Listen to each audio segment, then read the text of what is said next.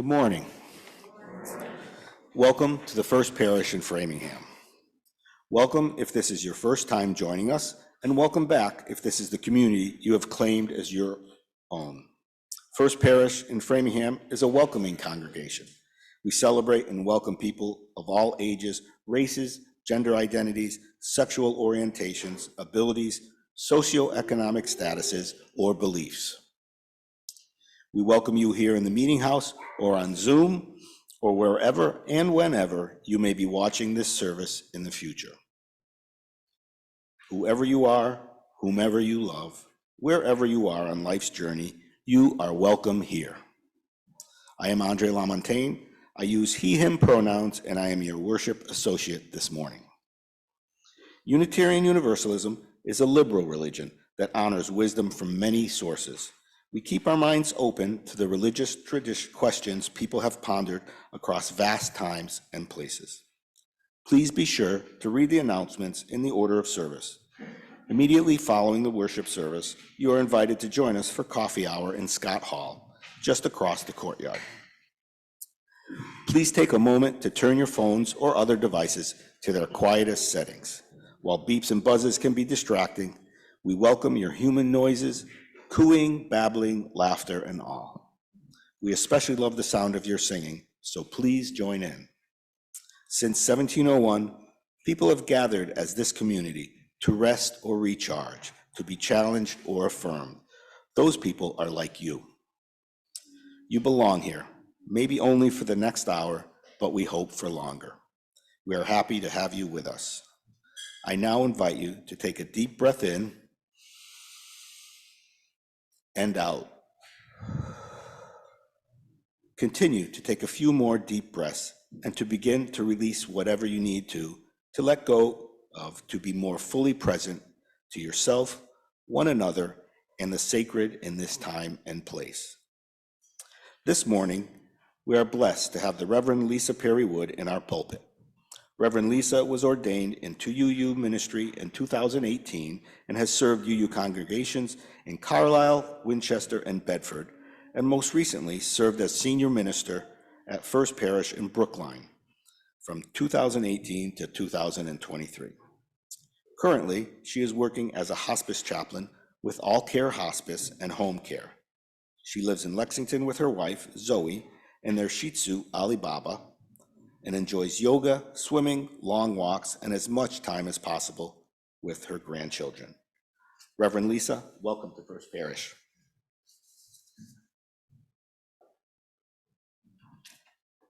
Thank you so much, Andre, and thank you all for welcoming me here. I'm delighted to be here in Framingham. And I will say I use she, her pronouns. I appreciate that. And thank you all for being here, and thank you all for joining us from home. Today's service will consider how our lives can include prayer or blessings and what that might mean for each of us. This week, as we all know, has been filled with news that has been very hard to bear, leaving our hearts full with a mixture of feelings. And in that spirit, we will light the chalice this morning. Candles are not lit, so that will... Okay, let's light the candles. I'll fill, as they say, right? I was thinking this morning as I was driving here about how I grew up in Dover, and then after I was married, I lived for a year in Sherborne. So it's a little bit like coming home, coming here.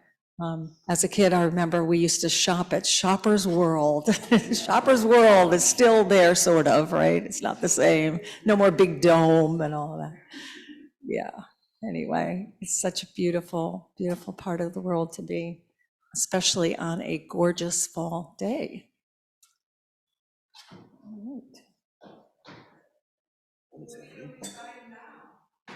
Oh, excuse me? Where do you reside?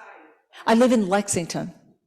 Yeah, I've actually lived in Lexington for 40 years, which is hard to believe. Hard to believe I've lived anywhere for 40 years, but it's true.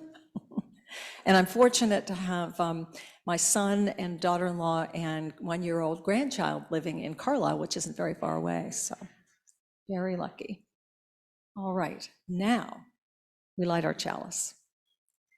We come together this morning with hearts that are ready, hearts that are heavy, hearts that are broken, and hearts that are full. Our hearts are learning to be brave. Our hearts have been brave longer than we can bear, and we come together because this thing we do, daring to bring our open hearts together, matters. In this time, we practice presence, we practice tenderness, we practice compassion. We come together to practice presence with one another, tenderness with those we meet, and with our own aching hearts, compassion for all of the world. Spirit of life and love, we enter this moment together with open hearts. May the compassion we share fill up and overflow this space and time and be part of the turning of the tide to more peace, more justice, more love throughout the earth. Beloveds, welcome into this sacred and prayer-filled space that is blessed with your presence each week, and let us worship together. And now, please rise and join in singing our opening hymn, Morning Has Broken, number 38, and then please remain standing for the sung and spoken affirmations.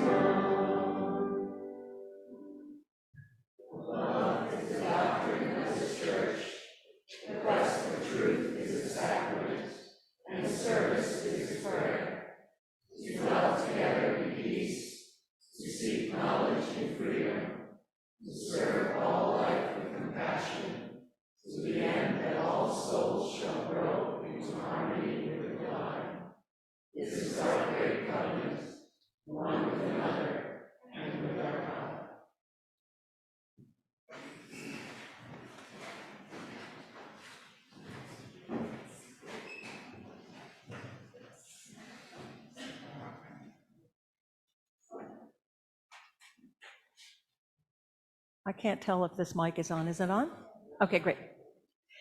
So this is something for the young people, but it's also something for everybody who's young at heart. And I also have something that I'm going to give to the young people. I don't have enough to give one to everybody, so just saying that right up front. So today we are talking about prayer. and how our lives can be a kind of prayer. How we can pray not just with words, but also how we move throughout our lives. Did you ever think that being kind to your sister or brother or parents could be a kind of prayer? Or feeding your pet, or taking them for a walk? Yes, I see a nod. Being friendly to someone who seems to need a friend, helping a neighbor, being helpful to your teachers or coaches, those are all a kind of a prayer. And even wishing for something good for someone or sending hopes for their health and safety. And we don't have to just wait to pray when we want or need something. We can offer little prayers, like little gifts that we give every day. And there is also a way of praying with our whole bodies. Some people do this by kneeling or bowing or moving their whole bodies as they pray. Everybody willing to try a prayer like that together with me? All right. So start by taking a deep breath. And as you're willing or able, participate in this prayer with your whole self. So let's start by shaking out our arms and hands, and then resting them by your side. And shaking out your legs and feet, and planting them on the floor. Let's stretch our heads up high, and take another deep breath of thankfulness. Let's touch our eyes. Oops. Happy to have the beauty of colors, lines, and shapes. Let's imagine the beauty of the world, the flowers, the trees, the babies, the puppies, all the things that bring us happiness. Let's touch our ears. Through them we hear wonderful sounds, happy ones, sad ones, beautiful songs, lonely cries. Let's listen well so we can experience it all. Let's touch our lips. Through our lips, we receive food and drink that nourishes us, helps us grow, and we speak words that express our thoughts and feelings. Let's touch our hearts. It's our hearts that we know and share love. Let's feel the world around us in our imagination. Let's experience the wind that cools us, the sun that warms us, the rain that nourishes the earth and cleanses us all. The beauty of life is all around us. Let us softly say, each in our own way, thank you. Thank you, Spirit of Life. Thank you, nature. Thank you, world. And let's smile in delight. Now, this is the little gift I'm giving today. I have some little stones here. They're little prayer stones. And each one has a different word on it. And in a minute, I'm going to invite the children to come and choose one and take it with them. And you can decide whether you're going to keep it or share it with someone that you think could use that prayer, or even leave it somewhere for someone to find. Did you ever find a prayer stone like that anywhere on a walk? Not you? Yeah, you might see one now if you're looking. So you'll choose the one that calls to you or the one that you know that someone else could use right now. So come on up. I'm looking at you too. And choose a stone. Turn them over if you want.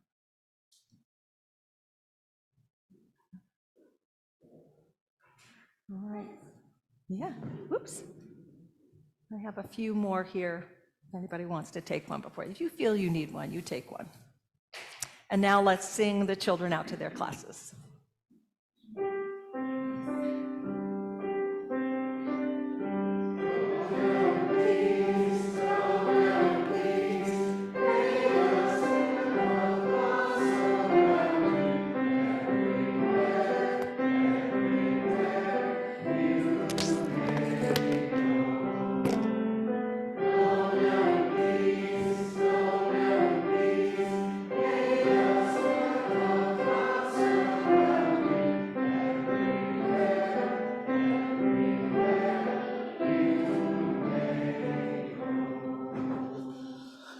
May I ask one of the ushers to bring up the book, please?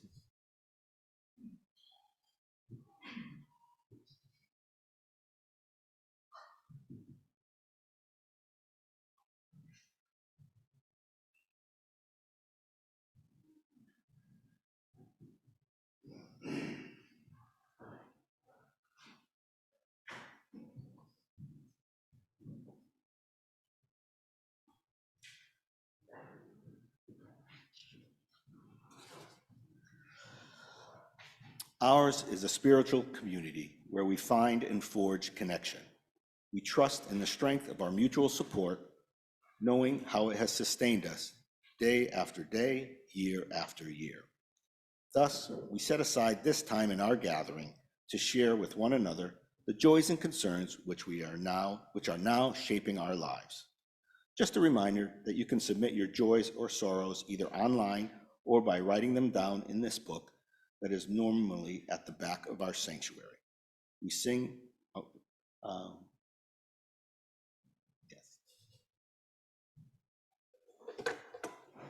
my helper.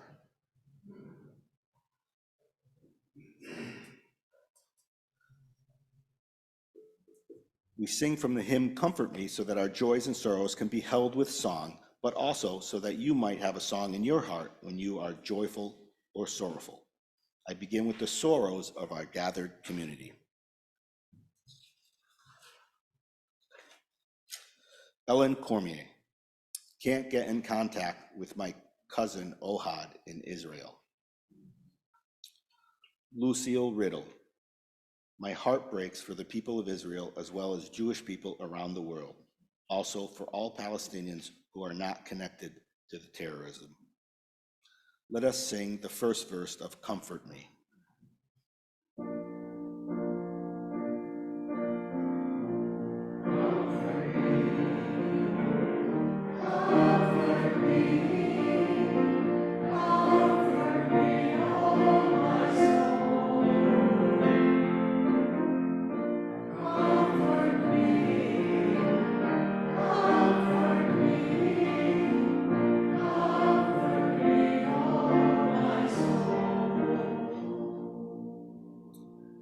These are the joys of our gathered community.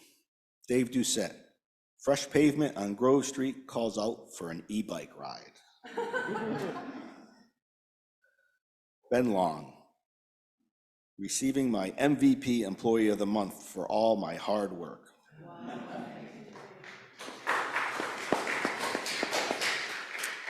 Kathy Mello, thanks to Deb Doucette for helping me get a ride through Caritas with Janet Drake last Monday to my eye doctor. Erin Lilienthal, one of my closest childhood friends, Delia, is getting married to the love of her life, Josh, next weekend. I am honored to be part of their special day as a bridesmaid, wishing them a lifetime of love and happiness. Claire Helwig, Claire's son's band played a wonderful 3-hour concert for 70 people at their Lexington Porch Fest, hoping to make it an annual event. Finally, but not least, Dave and Debbie Doucette. Our joy is our new grandson, Curtis James Anderson, born October 12th, 2023 at 2:13 p.m., 6 pounds, 13.2 ounces, and 19 3/4 inches.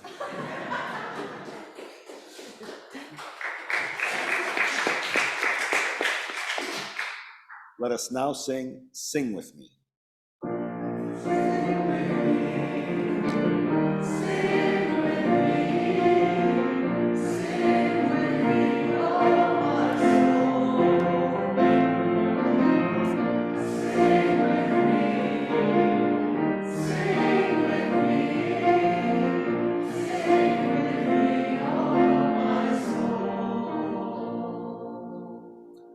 And we light one final candle for all the joys and the sorrows too great to share. Let us now sing, Speak for Me.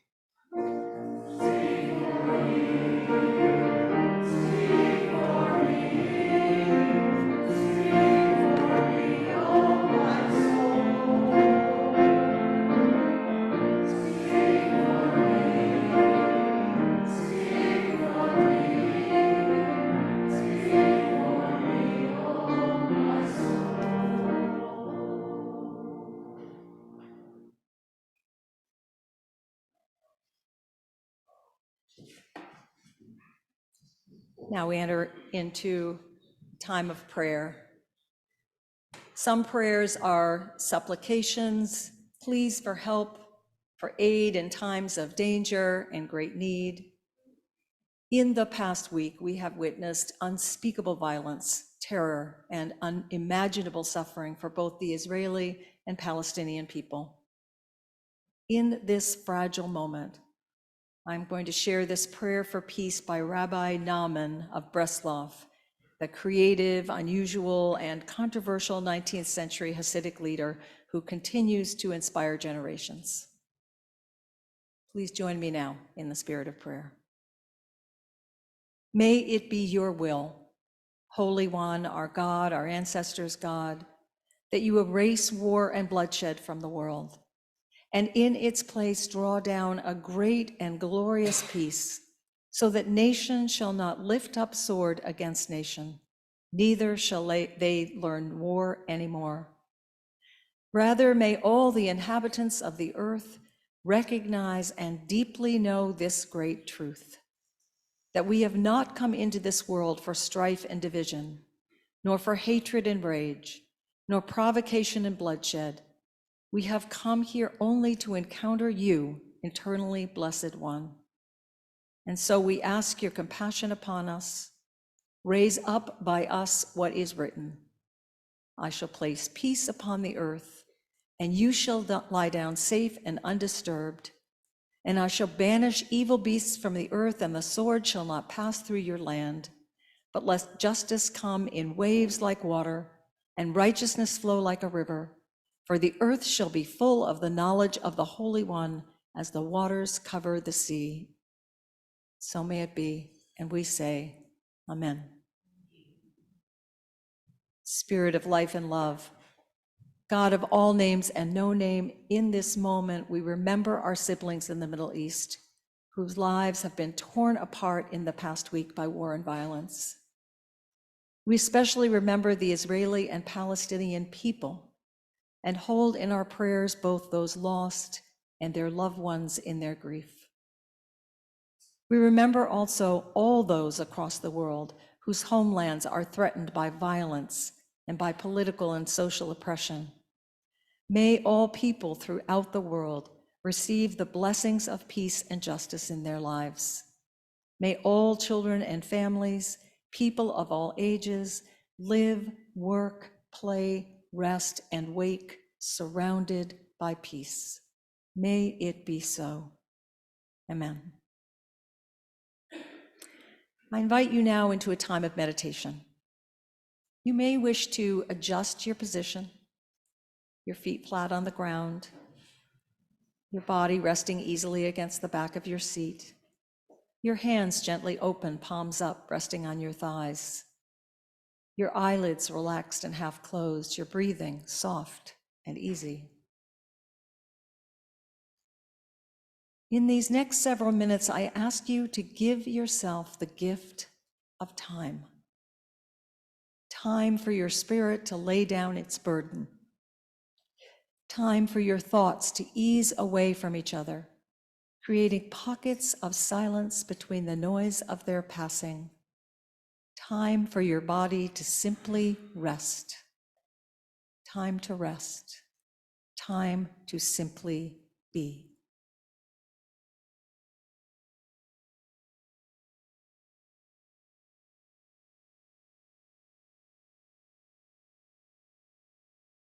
You sit at the edge of land and liquid, watching the rhythms of the waves, watching the water and the energy of winds traveling over it, watching that energy crest across sand and pebbles. Some pebbles, larger than others, shift gently in place as the water moves around them. Others, smaller, seem to chase the backwash as the water ebbs away.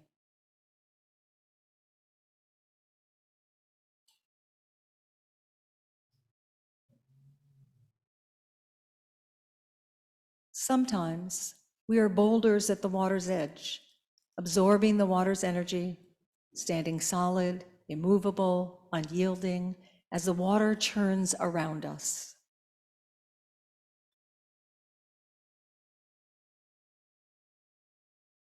Sometimes we are rocks, stubborn, slow to be moved in our response to the tides pushing and pulling us.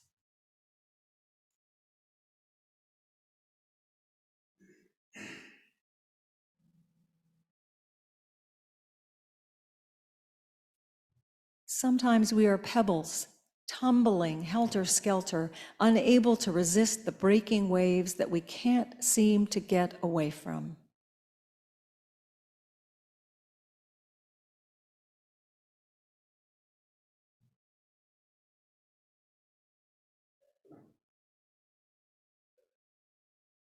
And sometimes we are sand with unlimited capacity to accept and absorb the energies breaking against us, allowing those energies to pass through the pockets of silence, of space, of peace within us.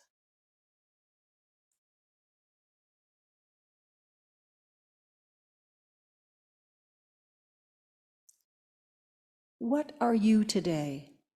The boulder, the rock, the pebble, the sand, all of these? What is the energy that is swirling around you? How is that changing you? How is that energy changed by your interaction with it?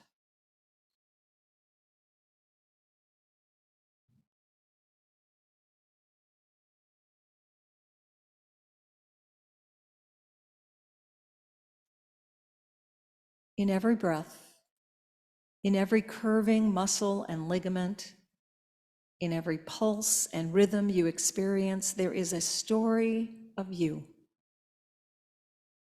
of who you were, of who you are now, of who you will choose to be, of how you choose to be connected to all that is. A story that is still being written by you.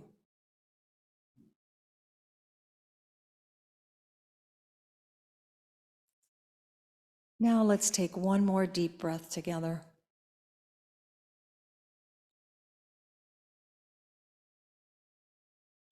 And taking another, open your eyes, your feet flat on the ground, your body resting easily against the back of the chair, your hands gently open, palms up, resting on your thighs.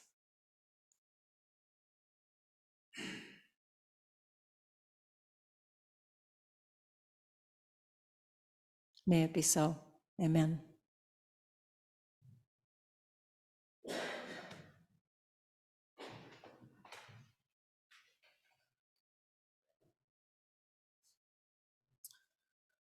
For today's invitation to the offering, words by Elizabeth Murphy.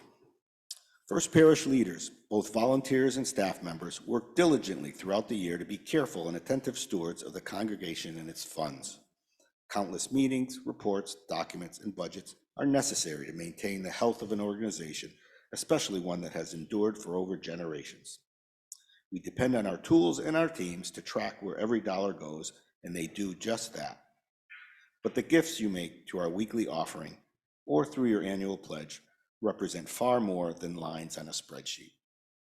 Your contributions are a tangible commitment to the mission and vision of First Parish. Each time you give, you renew this commitment, and as a result, your support is entwined with all that we believe and all that we do here together. That is its own special gift. In this spirit of trust and generosity, we gratefully accept the offering today.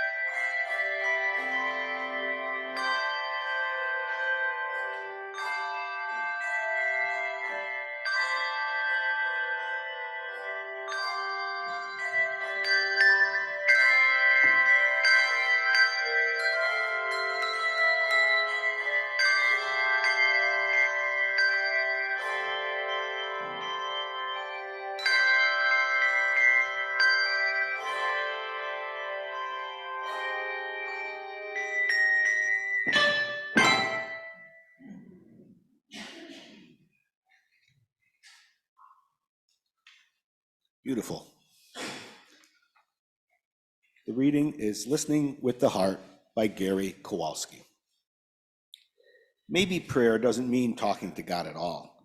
Maybe it means just listening, unplugging the TV, turning off the computer, quieting the mental chatter and distractions. Maybe it means listening to the birds and the insects, the winds in the leaves, the creaking and groaning of the trees, noticing. Who else is out there? Not far away, but nearby, sitting so still we can hear our heartbeat, watch our breath, the gentle whoosh of air, the funny noises from our own insides, marveling at the body we take so much for granted. Maybe it means listening to our dreams, paying more attention to what we really want from life, and less attention to all the nagging, scolding voices from our past. Or maybe it's all about listening to each other, not thinking ahead to how we can answer or rebut or parry or advise or admonish, but actually being present to each other. Perhaps if we just sit quietly, we'll overhear a peace whispering through the centuries that's missing from the clamor of the moment. Maybe prayer means listening to the silences between the words, noticing the negativity of space, the vast, undifferentiated, and nameless wonder that underlies it all. Maybe prayer doesn't mean talking to God at all, but listening with the heart to the angel choirs all around us. Those who have ears, let them hear.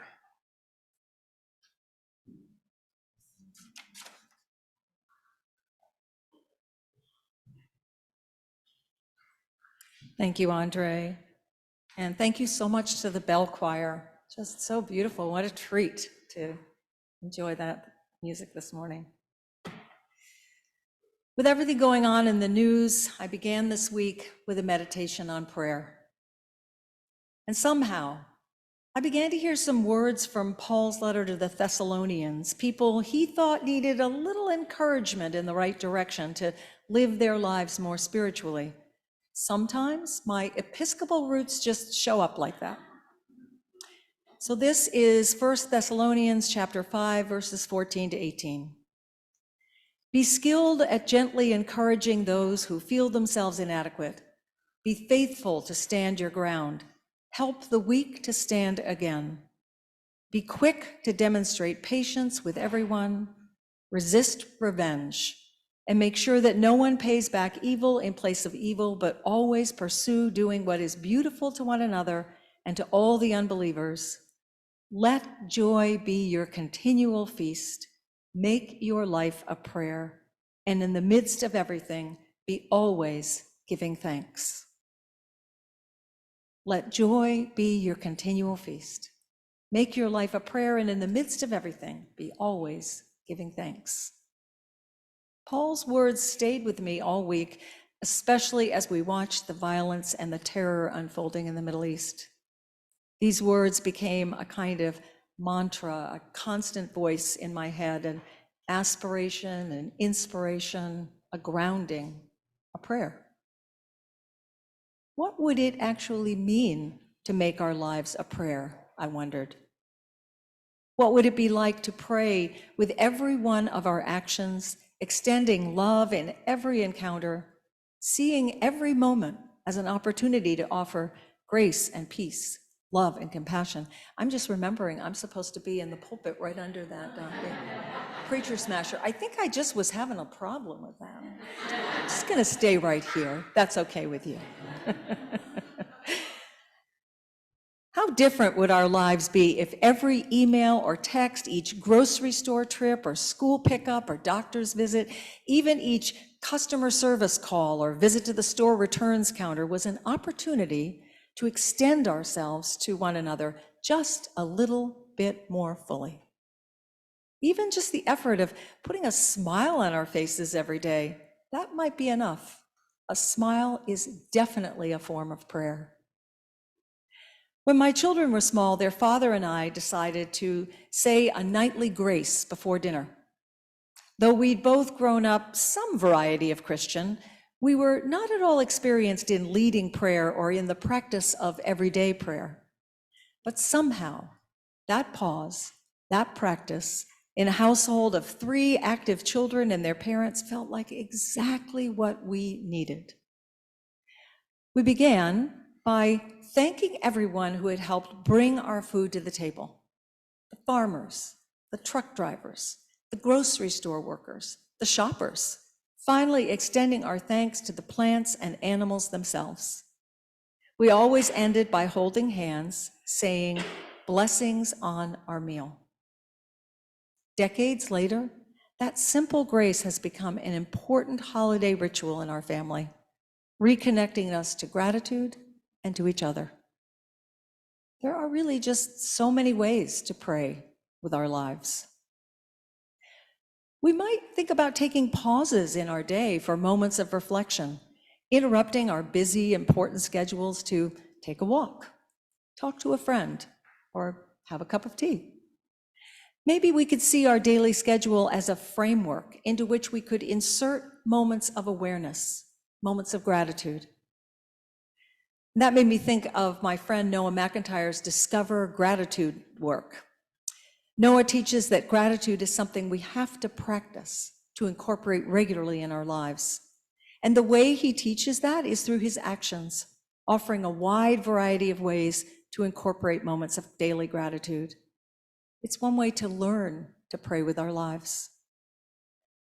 Some of us put prayer into action every week by cooking and delivering meals for friends and neighbors who are sick or otherwise in need. Those of us in congregations like right here in Framingham who work for justice pray with our actions. Those visiting at bedsides and hospitals or companioning with walks and home visits, you are praying as well. Prayer in action can look like the weekly welcome of greeters at the sanctuary door. The RE teachers leading the children in their classes, that's definitely a kind of prayer. And no doubt your music director, I don't even see you, Dean, now. There he is. Your music director and the choir are praying with their beautiful music offerings every week. And right here, all of us together sing hymns of praise. The words praise and pray are very closely connected. And the list of ways to pray with our lives goes on and on. As I was looking for a story about making your life a prayer, I came across this folktale. A young girl was very sick with an incurable disease. Most of her friends couldn't visit her in case they'd get sick too. So she lay in bed and was very lonely. One day, 3 friends visited: a doctor, a minister, and a magician. They told her, "Each of us is going to try to find a cure for your disease." The doctor would do laboratory experiments to find medicine to cure her disease. The minister was going to pray every day for her to be healed. And the magician would search her books of magic to find a potion or a spell to cure her. The girl felt happy that her friends cared for her so much. The friends were in a hurry to get started, saying they would return in 3 days when surely one of them would have found a cure. They rushed off, leaving the girl very lonely again. For 3 days, the friends did all they could to find a cure for the disease. The doctor worked hard in the laboratory but couldn't discover a new medicine. The minister prayed day and night, but still the girl was sick. The magician searched all the magic books but found no spells or potions to cure her. The friends were very sad. They felt that they had failed. After 3 days, the doctor, minister, and magician returned to the girl's house and told her the bad news. "We're sorry. We couldn't find a cure. We did our best." They were heartbroken. "Don't be sad," she said. "Before I was sick, I had many friends, but now they're all afraid to visit me. This disease is terrible, but it's nothing compared to the loneliness that I've felt. I now know that loneliness is the worst disease of all. And right now, the medicine I need most is your friendship. The prayer I need most is for you simply to be with me. The magic I need most is your love." So the doctor, the minister, and the magician gathered round the little girl and laid their hands on her. And in the silence that's followed, it said, a cure was found. I love that story. And that ending, the laying on of hands, no doubt that too is a prayer. And magic and medicine too. I think many of us have needed that cure for loneliness at times. It reminds me again of Gary Kowalski's words, maybe prayer doesn't mean talking to God at all, but listening with the heart to the angel choirs all around us. Those who have ears, let them hear. It could be that the ordinary actions of our lives actually can be prayers. Maybe they already are. There are certainly endless ways to pray. In the pauses at stoplights, the dollar offered to the outstretched hand on the street, the visit to a shut-in friend's, the words, "You go ahead," to the tired mom with a cranky child at the checkout line. Sometimes the most powerful prayers are the ones we need to hear. Not being so hard on ourselves for mistakes or missteps, taking a break for a cup of tea, or pausing to gaze out the window at the fall leaves, giving ourselves a pat on the back for a job well done. It's like the words of our opening hymn.